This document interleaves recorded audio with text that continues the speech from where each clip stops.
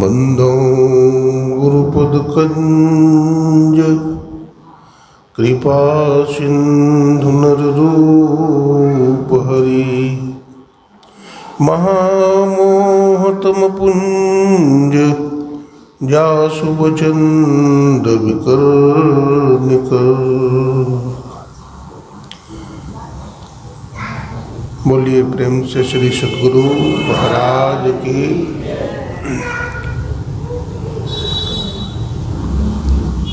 अव्यक्त रूप में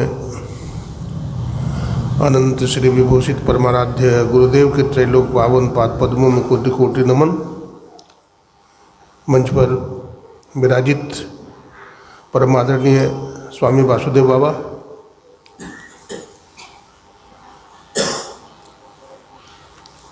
ट्रस्ट के सभी पदाधिकारीगण, सदस्यगण, सत्संग प्रेमी सज्जनों, भक्तिमती माताओं बहनों, सबों को नमन करते हैं, सबों को प्रणाम करते हैं। अभी आप लोगों ने ग्रंथ पाठ के माध्यम से योग शिखोपनिषद सुन रहे थे। आप लोग जानते हैं प्रजापति ब्रह्मा जी महाराज ने भगवान शिव से जिज्ञासा किया है, हे प्रभु, हे स्वामी, संसार का हर प्राणी, हर जीव दुखों से संतप्त है, हर प्राणी बंधन में है, दुख में है। उसे मुक्ति कैसे मिलेगी, शांति कैसे मिलेगी, कृपया बताएं।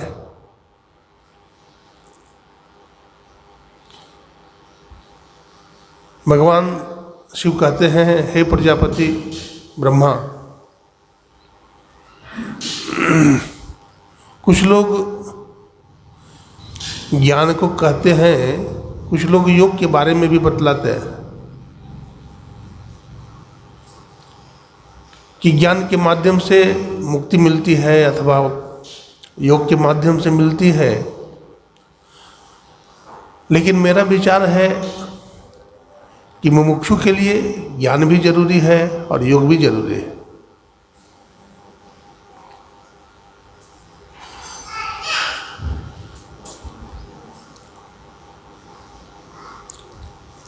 योग एक चमत्कारिक शब्द है। महर्षि पतंजलि ने अथ योगानुशासनम कहा है।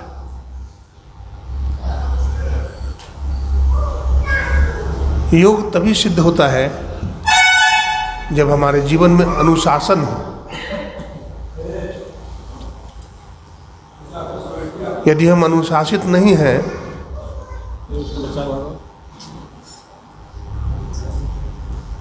हम नियमित रूप से योग नहीं करते हैं, युक्तिपूर्वक नहीं करते हैं,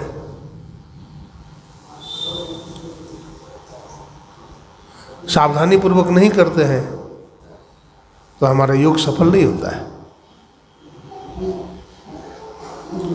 इसलिए पतंजलि ऋषि ने कहा, योगश्चित्त निवृत्ति, योगश्चित्त वृत्ति निरोधा इति योगा। चित्त वृत्ति का निरोध ही योग है।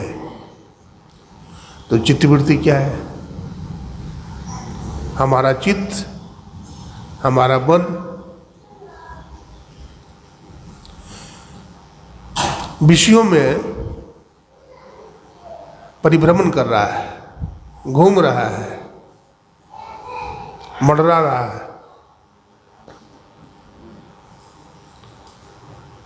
तो हम योग कैसे करेंगे?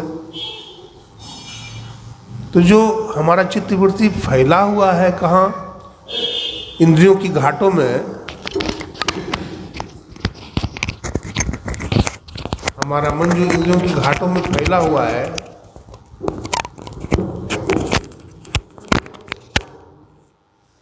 इसको क्या करें? समेटे। क्या करें? समेटे। तो समेटेंगे कैसे? जब योगस्थ हम हो जाएंगे। इसलिए भगवान श्री कृष्ण ने भी कहा योगस्थ कुरु कर्माणि। योगस्थ होकर के दुनिया का काम करना चाहिए। कर्माणी शब्द का प्रयोग किया भगवान ने ना। अब देखिए, जहां पर गीता के 6ठे अध्याय में भगवान ने अर्जुन को योग समझाया है, तो योग से भी विस्तृत अध्याय कर्म योग का है।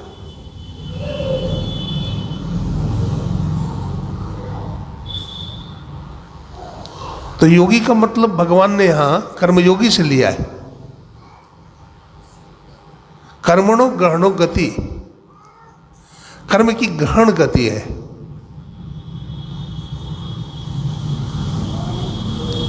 कर्म करते हुए हम योग करें।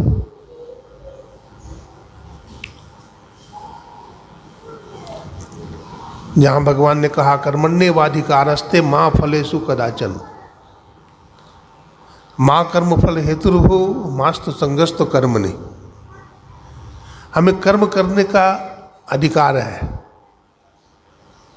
सबको अधिकार है, लेकिन ये भी जरूरी है कि हम फल न चाहें।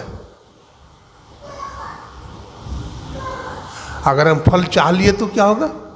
तो बाल गंगाधर तिलक जी कहते हैं कि कम फल मिलेगा। क्या मिलेगा? फल जितना मिलना चाहिए, मजदूरी जितना मिलनी चाहिए, उतनी मजदूरी नहीं मिलेगी। और यदि फलाशा छोड़ करके कर्म करेंगे तो कई गुना बढ़ करके हमें फल मिलेगा।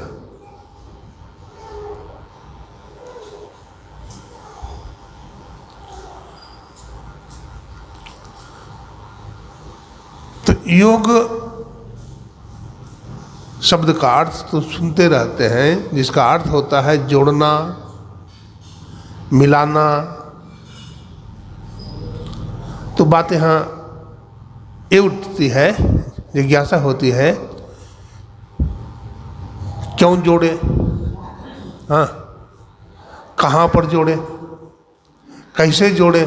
हाँ, जहाँ जोड़ना शब्द आता है तो लगता है कोई चीज कभी अलग हुआ होगा, नहीं तो जोड़ने की बात ही नहीं थी। हमारे गुरुदेव कहते हैं तुम उतर पड़ियो तम माही, पीव निःशब्द में यही ते पड़ी गई दूरी, चलो निःशब्द में। इसका मतलब हम रहने वाला वासी कहाँ के हैं? निःशब्द मंडल के वासी हम हैं। और उतर गए हैं नीचे पिंड में, ब्रह्मांड से पिंड में उतर गए हैं। निःशब्द मंडल से शब्द मंडल में आ गए, शब्द मंडल से और नीचे उतरे तो प्रकाश मंडल में आ गए, और प्रकाश मंडल से भी नीचे उतर गए तो कहाँ आ गए? अंधकार मंडल में। आंख बंद करते हैं तो अंधेरा देखते हैं। अब कितना दूर तक अंधेरा देखते हैं आप बता सकते हैं? आप नहीं बता सकते। आप इतना कह सकते हैं कि जहाँ तक हमारी दृष्टि जाती है वहाँ तक अंधकार अंधकार, काला पहाड़ देखते हैं।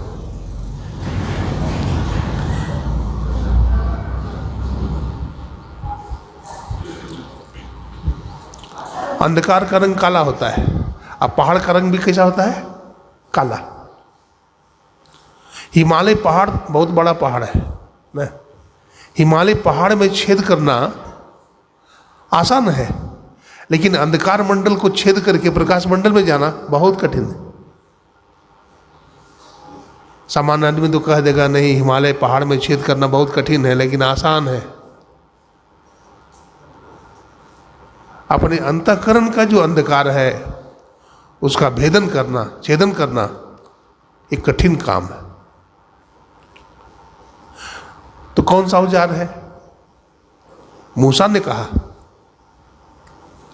जब मैं अपनी आंख बंद करता हूं तो हमारे सामने काला पहाड़ आता है। गुरु युक्ति से जब मैंने साधन किया तो सामने में बिंदु आया चमकता हुआ, बिंदु चकनाचूर हो गया। हमारे सामने चांद आया, सूरज आया, चकनाचूर हो गया। एक स्फोट हुआ, यानी शब्द हुआ, और वो शब्द निशब्द में विलीन हो गया। मूसा क्या बतलाना चाहते हैं? मूसा ये बतलाना चाहते हैं कि जब कोई व्यक्ति आंख बंद करता है तो प्रारंभिक अवस्था में उसे अंधकार दिखलाई पड़ता है। गुरु युक्ति से दीक्षा लेकर के जब कोई साधन करता है, धीरे धीरे अपने को समेटता है। जैसा कि पतंजलि ऋषि बता रहे थे, चित्तवृत्ति का निरोध ही योग है। और बाबा गुरु नानक साहब ने कहा, एक दृष्टि करी समसरी जाने, जोगी कहिए सोई। और परमाराध्य गुरुदेव ने क्या कहा? योग हृदय में वासना तन वास है तो क्या। तो योग हृदय किसको कहते हैं? कहाँ पर है? कुछ लोग यहाँ बोलते हैं योग हृदय नहीं है, वो हाड़ मांस का योग हृदय है। योग हृदय दोनों भवों के बीच में जो खाली जगह है, जिसको कि आज्ञा चक्र कहा गया है, वहां पर योग हृदय है। गुरुदेव कहते हैं योग हृदय में वासना तन वास है तो क्या। योगस्थ होकर के रहना चाहिए, आज्ञा चक्र में रहना चाहिए।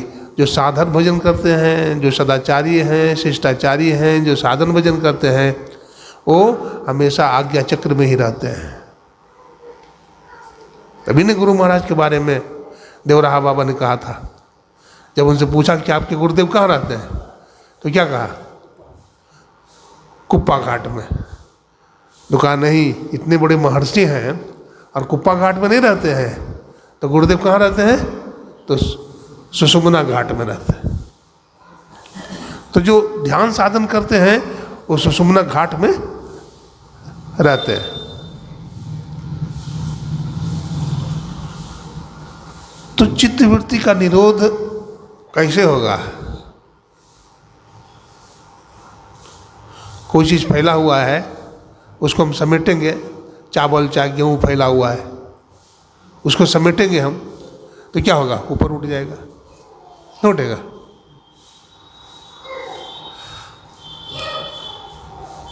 स्थान भेद से अवस्था भेद, अवस्था भेद से ज्ञान भेद होता है। नहीं, अभी हम लोग कहाँ हैं? आंख में। जागृत अवस्थायाम तो नेत्रस्थम, अभी हम लोग जगे हुए हैं, तो हम लोगों का प्राण कहाँ है? आंख में। कोई बोलेगा बाएं आंख में कि दाहिने आंख में, तो दोनों आंख के बीच में कहेंगे।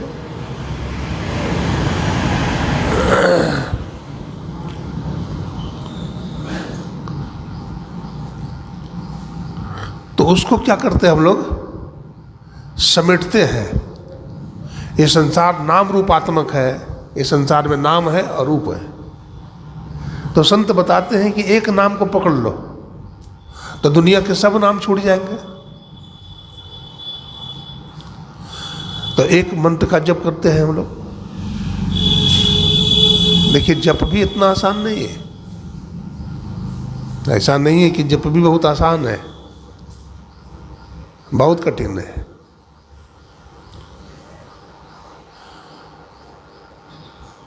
पतंजलि ऋषि ने कहा, जपात सिद्धि, जप से सिद्धि मिलती है।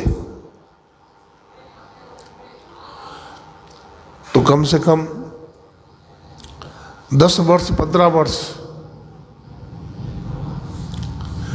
आप बढ़िया ढंग से जप करेंगे, युक्तिपूर्वक करेंगे, मनोयोग पूर्वक करेंगे, तो लगभग उतना लगेगा। वैसे तो ऐसा कुछ कहना मुश्किल है, 15 साल लगेगा कि 20 साल लगेगा। एक आदमी ने हमसे पूछा कि बाबा हम बॉम्बे यहाँ से पैदल कितने दिन में पहुँचेंगे? तो मैंने कहा भाई बॉम्बे अब तुम कितना तेजी से चलोगे, तुम चल के दिखाओ। तो आदमी चल के दिखाया, तब हिसाब लगाया मैं इतना किलोमीटर की दूरी है, अब इतना मीटर के हिसाब से प्रति सेकंड के हिसाब से तुम चलते हो, तो फिर हिसाब लगाएगा आप इतने दिनों में पहुंच जाएंगे। ठीक उसी प्रकार से हम कितना ध्यान करते हैं, उस हिसाब से आप लगभग 15 साल 20 साल जो भी हो अपनी कार्य क्षमता के हिसाब से वहाँ पहुँचे। कुछ लोग तुरंत कहते हैं कि बाबा हमारा जप नहीं हुआ। जप हो जाएगा तो समझिए आपका बहुत बड़ा काम हो गया।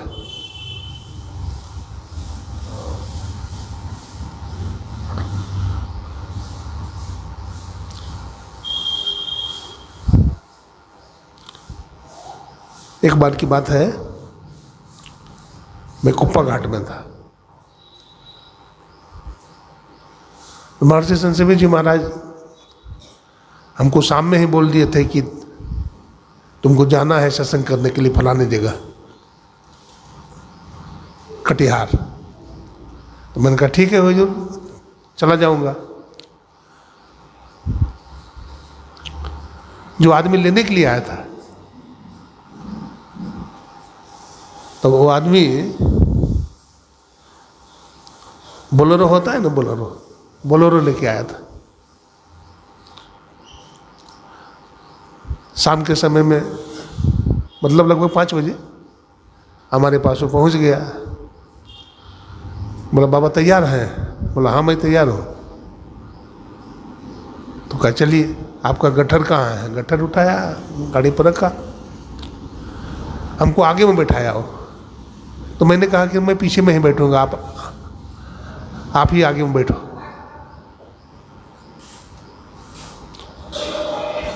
तो मान गया वो आगे में ही बैठा, हम पीछे में बैठ गए। वो आदमी की आंख में आंसू बार बार आता था।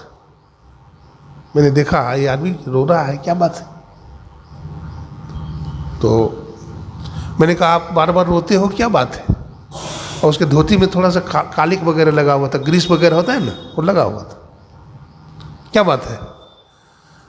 तो कहा बाबा हम जो लेने के लिए आ रहे थे ना, रास्ते में एक दुर्घटना घट गई थी।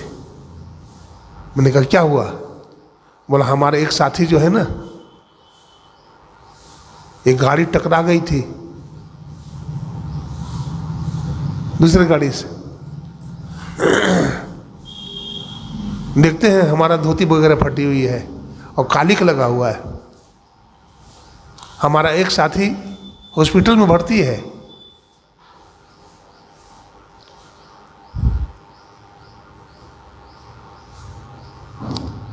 तो वही रास्ता से निकले थे कुप्पा घाट में। निकली चलो मायागंज देख लेते हैं, हम भी देख लेंगे थोड़ा किस हालत में है वो। जाके देखा तो बिल्कुल पड़ा है। मैंने पूछा भाई इतनी बड़ी हादसा हुई, इतना बड़ा एक्सीडेंट हुआ और तुम्हें ज़्यादा चोट न लगी, क्या बात है? बोला बाबा जिस समय उधर से ट्रक आ रहा था ना और धक्का जो मारा, संजोग से ऐसा हुआ गाड़ी का गेट खुल गया और हम पुवाल के ढेर पर जाकर गिर गए और हमको कुछ भी नहीं हुआ। देखिए, अगर आप जप करेंगे बढ़िया से तो बहुत बड़ी हादसा होने वाली है, बहुत बड़ी घटना होने वाली है, तो भी आप बच जाएंगे। जप के प्रभाव से आप बच जाएंगे।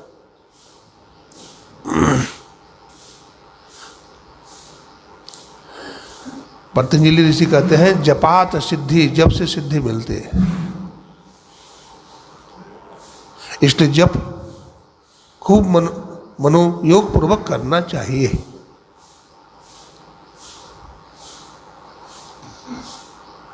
आप कितना देर ध्यान करेंगे? 5 घंटा ध्यान करेंगे, ध्यानाभ्यास में 5 घंटा। ज़्यादा समय तो आप काम धंधा ही करेंगे, तो उस समय भी आप जप यदि करेंगे तो आदत आपका पक्का हो जाएगा, जप आपका सिद्ध होगा।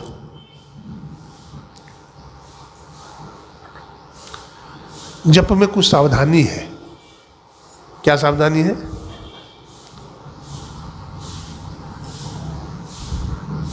जप को लगातार जपना चाहिए,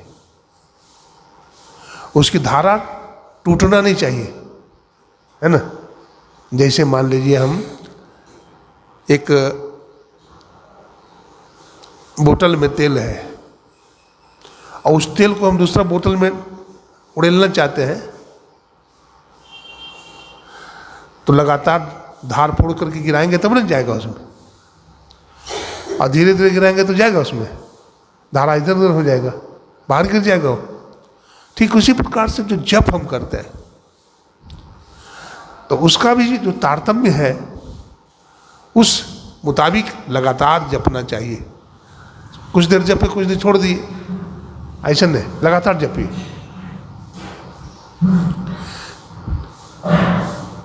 जब से पूर्ण एकाग्रता नहीं मिलेगी, लेकिन हाँ मन एकाग्र बहुत होगा। फिर मानस ध्यान करते हैं, है ना। तो मानस ध्यान जो करते हैं इसमें अपने इष्ट का ध्यान करते हैं।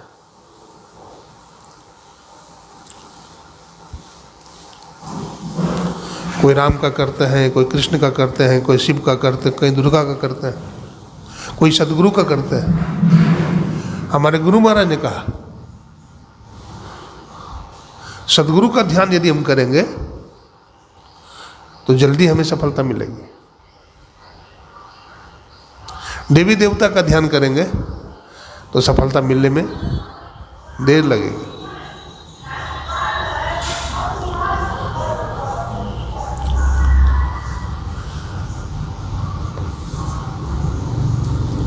ऐसा क्यों होता है? आप कहेंगे ऐसा क्यों? ऐसा इसलिए होता है कि देवी देवता की जो मूर्ति है, तस्वीर है, रूप है जो आप बनाते हैं, आप देखे हैं शंकर भगवान को? कभी देखे हैं? भगवान श्री राम को, दुर्गा मैया को नहीं देखे हैं। तो जब रूप ही सही नहीं है, कल्पना करेंगे, है ना। लेकिन सदगुरु को देखे हैं, सदगुरु को देखे हैं, उनका जो ध्यान करेगा वो ओरिजिनल ध्यान होगा, पक्का बनेगा।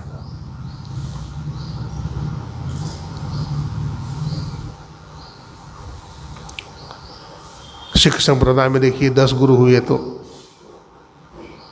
सब संत हुए, और गुरु नानक साहब हुए। गुरु नानक साहब के बाद दूसरा गुरु कौन हुए?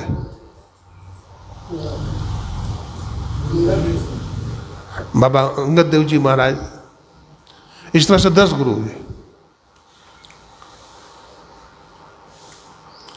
हमारे संत मत में बाबा देवी साहब हुए, फिर परमाराध्य गुरु महाराज महर्षि मही परमहंस जी महाराज।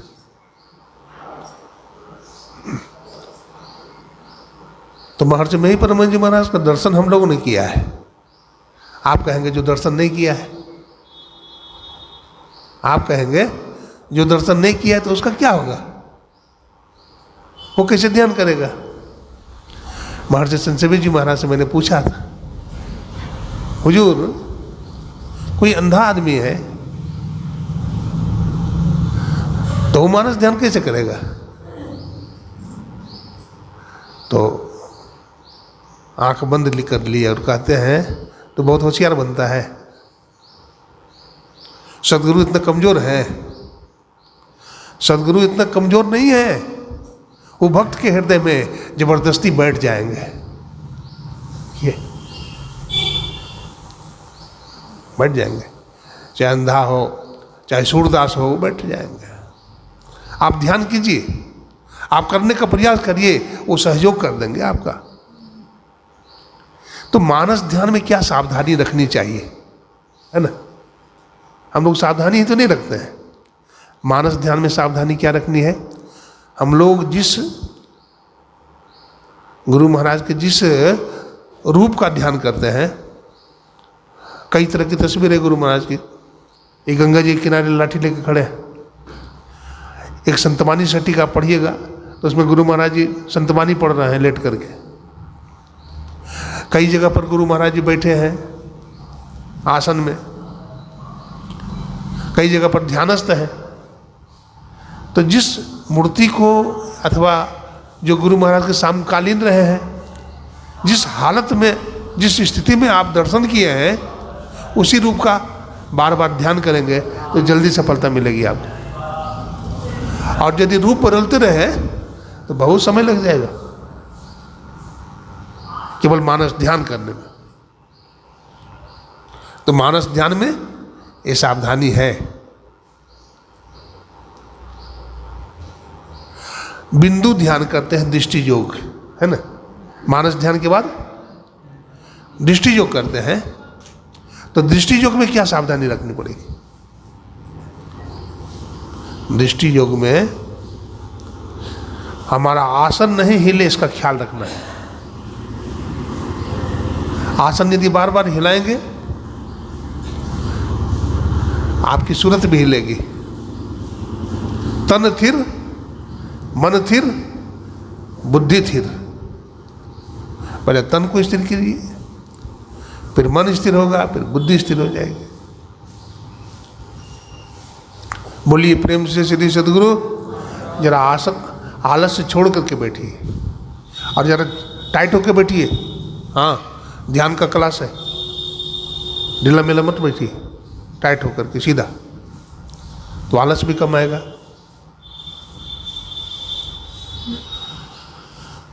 तो बिंदु ध्यान अथवा दृष्टि योग एक ही है दोनों। बिंदु ध्यान है तो बिंदु अंदर में बनता है, लेकिन एक बाहरी बिंदु भी होता है।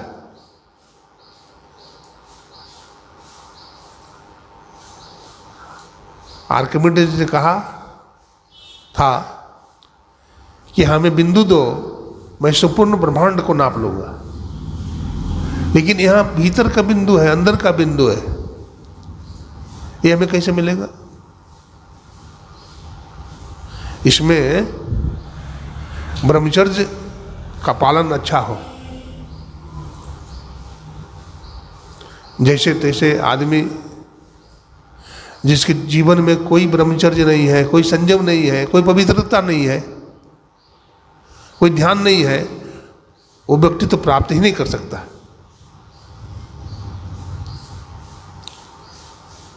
तो बिंदु ध्यान में सबसे पहले शरीर, गर्दन, मस्तक को सीधा करके बैठना चाहिए। आंख पर जोर नहीं लगाना चाहिए। आप कहेंगे आंख पर जोर लगा देंगे तो क्या होगा? आंख खराब हो जाएगी। इसलिए आंख पर ज़्यादा जोर नहीं लगाइए।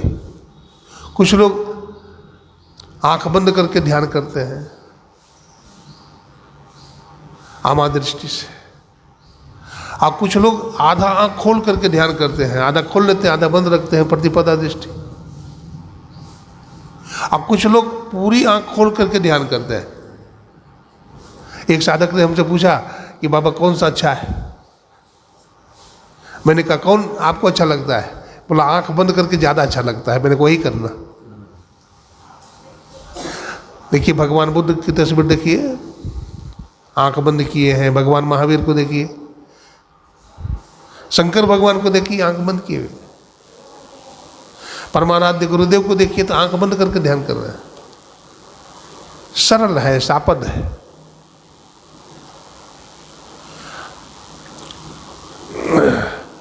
तो आंख बंद करके बिल्कुल सामने में देखना चाहिए। कुछ लोग यहां भी जिज्ञासा करते हैं कि बाबा 12 अंगुल की दूरी पर, हाँ ये भी कहते हैं। मैंने कहा भाई उपनिषद में इशारा है केवल, वो क्या है, 12 अंगुल पर्यंतम, वो केवल इशारा है। अब कोई भी वस्तु हमारे आंख से कम 12 अंगुल की दूरी पर रहेगा तो साफ दिखेगा। तो 12 अंगुल केवल एक अंदाज लगाया गया। 13 अंगुल भी हो सकता है, 14 भी हो जाए, 15 भी हो जाए, 16 भी हो जाए, तो कोई बात नहीं, वो केवल इशारा है। उधर ध्यान नहीं देना है, इतना ही समझना है, बिल्कुल सामने में देखना है। हमारे गुरु महाराज खोल दिए हैं, अगल बगल कहीं दृष्टि न डोले, सन्मुख बिंदु पकड़ लागी। हमारे गुरु महाराज सन्मुख शब्द का प्रयोग किए। अब भगवान श्री कृष्ण कहते हैं नासाग्रे, नासाग्र में देखिए,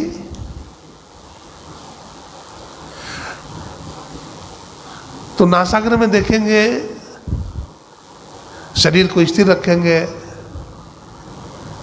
पहले जो बिंदु बनेगी, यानी दृष्टि की जो चेतन धार है, वो चेतन धार ध्यान करने से सिमटती है, मिलती है। बाईं आंख की बाईं धार, दाहिनी आंख की दाहिनी धार, दोनों को क्या करते हैं, मिलाते हैं, तो दोनों धार मिलती है। दोनों धार मिलती है। तो प्रारंभिक अवस्था में जो बिंदु सामने बनता है वो श्यामल बिंदु है, और वही बिंदु फिर तेजस्वी होता चला जाता है, प्रकाशमान होता चला जाता है, दिव्य होता चला जाता है। इसलिए तेजस बिंदु उसको कहते हैं।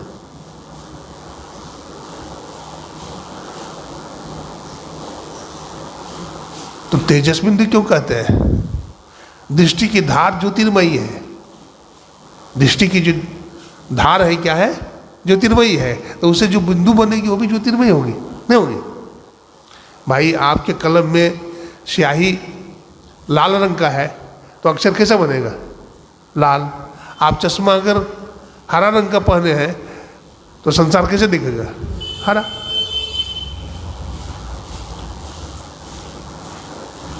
अगर दृष्टि साधन आप योग से किए, ठीक ठीक किए, तो आपको जल्दी सफलता मिल जाएगी।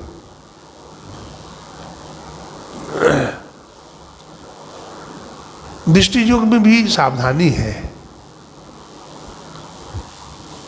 क्या सावधानी है? आसन न हिले, आंख पर जोर न लगाएं, बिल्कुल नासाग्र में देखें, सामने में देखें। और एक बात है, अंधकार मंडल में देखिए। कहां देखिएगा? अंधकार मंडल में। वहीं पर बिंदु चमकेगा। बिंदु चमकी आवे और पंचरंग उगी आवे। ये दृष्टि योग है। दृष्टि योग के बाद सार शब्द है। वैसे पहले अनहद नाद आता है, उसके बाद फिर सार शब्द आएगा।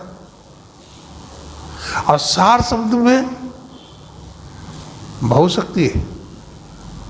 जैसे चुंबक में शक्ति होती है, चुंबक के सामने जब लोहा ले जाएंगे तो लोहा को खींच लेता है, ठीक उसी तरह से वो सार शब्द। और सुनते कैसे हैं सार शब्द बताएं?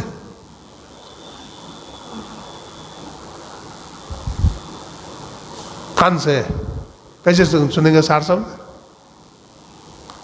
सूरत के कान से। कैसे सुनेंगे? सूरत के कान से 60 शब्द सुनेंगे। बाहरी कान से तो बाहर के शब्द सुनते हैं, वो सूरत शब्द जो परमात्मा का शब्द है सूरत के कान से सुनेंगे।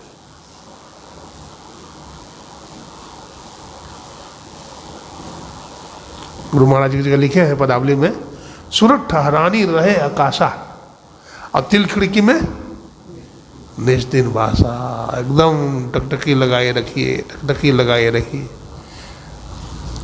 दृष्टि साधन में उपनिषदकार लिखते हैं,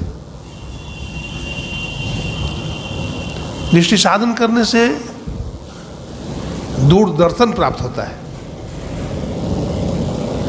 और नादानुसंधान की क्रिया करने से क्या होगा, दूर श्रवण प्राप्त होता है। दूर के शब्द को हम सुन लेंगे, कहाँ क्या हो रहा है। दृष्टि युग में हम देखेंगे और सूरत शब्द युग में सुनेंगे।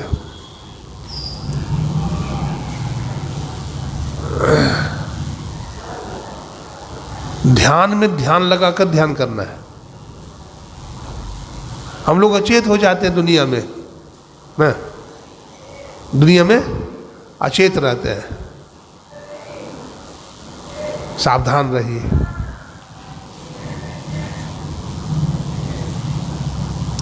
सावधान रहिए।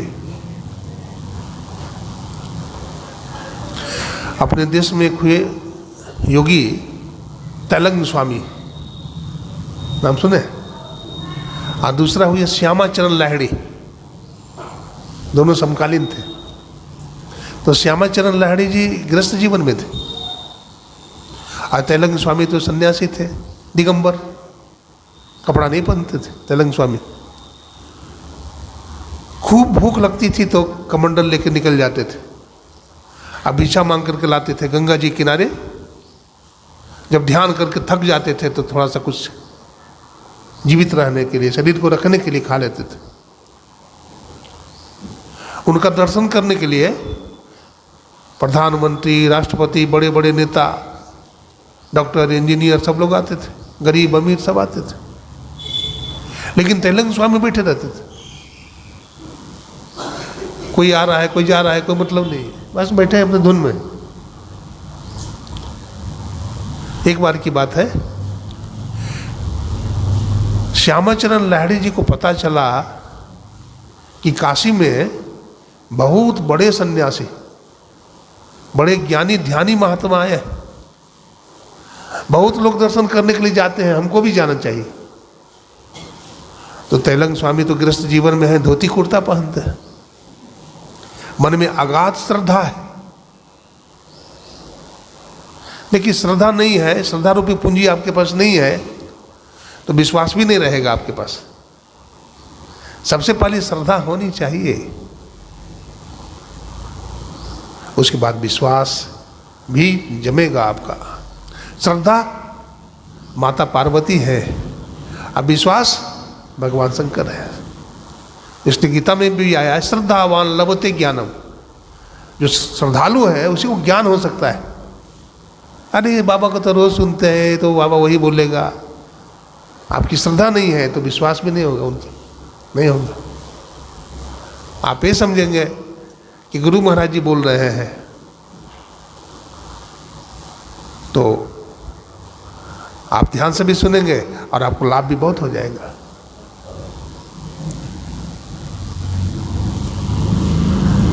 क्या सुना रहा था, समय भी देखना पड़ेगा जी। नहीं, समय सवार नहीं होना है, ध्यान करना है। ध्यान का ज़्यादा महत्व है। सत्संग का भी महत्व है, लेकिन सत्संग का महत्व ध्यान से कम है, ये बाहरी है। इसलिए फिर अपराह्न काल में मैं चाहता हूँ कि थोड़ा ध्यान पर ही कहूँ, अच्छा लगता है। और सत्संग पर अन्य विषय पर तो होते रहता है, लेकिन ध्यान संत मत का मुख्य विषय है। अभी देखिए बहुत सारे सत्संगी ऐसे हैं जो दृष्टि योग नहीं समझते हैं, नादानुसंधान नहीं समझते हैं, मानस जप और मानस ध्यान भी नहीं समझे हैं। इसलिए ज़रूरत है इसको बढ़िया से समझना चाहिए और समझ करके फिर उसको करना चाहिए। तो इतना ही सुनाया, फिर अपराह्न काल में सेवा करेंगे। बोलिए प्रेम से श्री सद्गुरु। देखिए एक चीज़ मैं बताता हूँ, आप लोग बिल्कुल पंक्तिबद्ध होकर बैठिए, जैसे तैसे नहीं, जहाँ तहाँ नहीं, पंक्तिबद्ध होकर बैठना चाहिए। हमारे श्रवण बाबू हैं यहाँ, जगदीश बाबू हैं, शत्रुघ्न बाबू भी दिख रहे हैं। आप लोग बड़े अनुशासित हैं और आश्रम का बड़ा विकास भी हुआ है, बहुत विकास हुआ है। हाँ, इतना बड़ा हॉल बना हुआ है, संत महात्मा के लिए कमरा बना हुआ है, सारी सुविधा है, जनरेटर भी चलती है और यहाँ क्या बोलते हैं बैटरा भी लगा हुआ है, इन्वर्टर।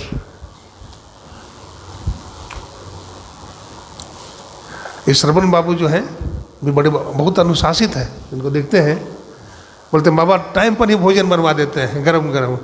हाँ, इधर सत्संग खत्म हुआ और उधर घंटी लग जाती है। मैंने कहा ये बहुत अच्छा है, ध्यान में भी आगे बढ़ना चाहिए और हमारे जीवन में अनुशासन भी होना चाहिए, हमारे जीवन में सदाचार शिष्टाचार भी होना चाहिए। और बक बक बक बक करने से कुछ होता नहीं है ना, कुछ नहीं होगा। अपना जीवन में भी धारण करो इसको, तब लाभ होता है। बोलिए प्रेम से श्री सद्गुरु महाराज।